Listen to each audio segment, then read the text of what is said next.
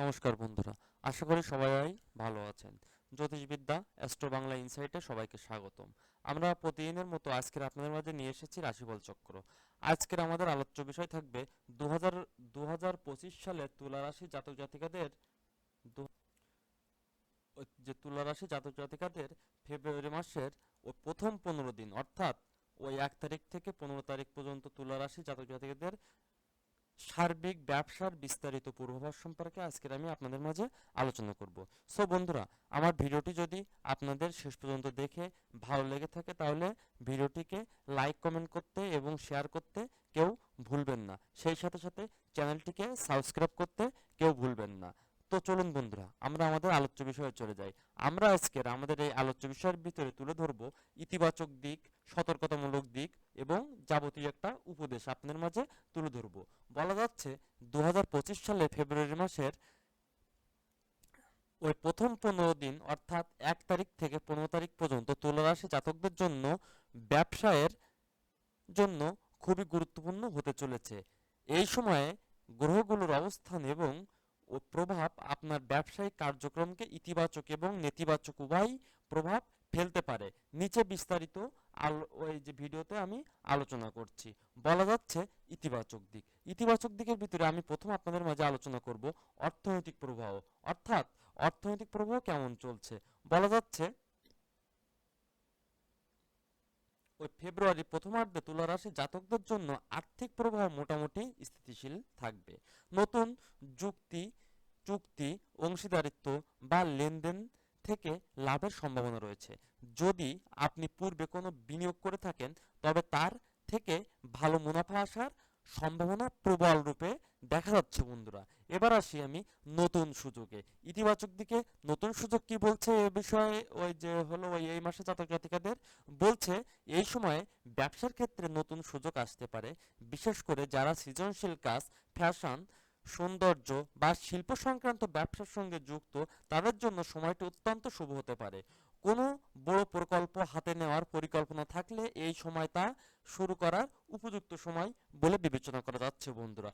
যোগাযোগ এবং সম্পর্ক কেমন যাচ্ছে? বলা যাচ্ছে তুলা রাশির জাতকরা এই সময়ে তাদের ব্যবসায়িক নেটওয়ার্কিং বৃদ্ধি করতে পারবেন। তুলা সরি বন্ধুরা, নতুন যোগাযোগ বা সম্পর্ক গড়ে তোলা ভবিষ্যতের জন্য ইতিবাচক ফল বয়ে আনবে। গ্রাহকদের সঙ্গে ভালো সম্পর্ক বজায় রাখলে ব্যবসার প্রসার নিশ্চিত করা সম্ভব হবে বন্ধুরা। এবার আসি কিছু সতর্কতামূলক, ওই যে কিছু সতর্কতামূলক দিক রয়েছে, সেই সতর্কতামূলক দিক নিয়ে আমি আপনাদের মাঝে যাবতীয় একটা বিস্তারিত একটা আলোচনা করব। বলা যাচ্ছে সতর্কতার দিকের ভিতরে প্রথম আসি আমি ব্যয়ের প্রতি নিয়ন্ত্রণ প্রয়োজন। অর্থাৎ ফেব্রুয়ারি মাসের প্রথমার্ধে অনিয়ন্ত্রিত ব্যয় বা অপ্রয়োজনীয় বিনিয়োগ থেকে বিরত থাকুন। কিছু অপ্রত্যাশিত খরচ আপনার অর্থনৈতিক স্থিতিশীলতাকে ওই যে প্রভাবিত করতে পারে। বৈধতা এবং চুক্তিপত্র, বলা যাচ্ছে ব্যবসায়িক চুক্তি বা লেনদেনের ক্ষেত্রে সাবধানতা অবলম্বন করুন। সব ধরনের নথিপত্র যাচাই করে তবে সিদ্ধান্ত নিন। কোনো প্রকার আইনগত জটিলতায় পড়ার সম্ভাবনা থাকলে আগে থেকেই সতর্ক হওয়া জরুরি বন্ধুরা। কর্মচারীদের সঙ্গে সম্পর্ক, অর্থাৎ কর্মচারীদের সঙ্গে সম্পর্ক আপনার ওই কেমন রাখা উচিত। বলা যাচ্ছে যারা ব্যবসায় কর্মচারী নিয়োজিত করছেন তাদের সঙ্গে সুসম্পর্ক বজায় রাখুন। কর্মক্ষেত্রে কিছু ওই চ্যালেঞ্জ আসতে পারে, যা কৌশলে মোকাবেলা করতে হবে বন্ধুরা। আমি বন্ধুরা ভিডিওতে ইতিমধ্যে ইতিবাচক দিক এবং সতর্কতামূলক দিক দুইটি আমি আপনাদের মাঝে আলোচনা করছি।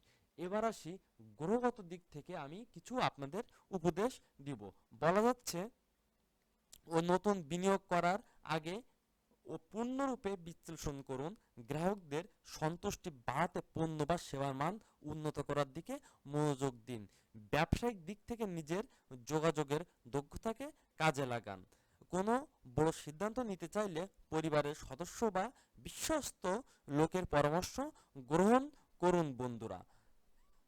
সো বন্ধুরা, দেখা যাচ্ছে এই সময়ে অর্থাৎ ফেব্রুয়ারির প্রথম 15 দিন ওই তুলারাশি জাতক জাতিকাদের জন্য ব্যবসায়িক ক্ষেত্রে সংযত এবং সচেতন থাকার পরামর্শ দেওয়া হচ্ছে। গ্রহগুলোর গ্রহগুলোর ইতিবাচক প্রভাবকে কাজে লাগিয়ে ধৈর্য এবং বুদ্ধিমত্তার সঙ্গে কাজ করলে সাফল্য অর্জন করা 100% সম্ভব বন্ধুরা। সো বন্ধুরা, আমার ভিডিওটি যদি আপনাদের ভালো লেগে থাকে তাহলে ভিডিওটিকে লাইক এবং কমেন্ট এবং শেয়ার করতে ভুলবেন না।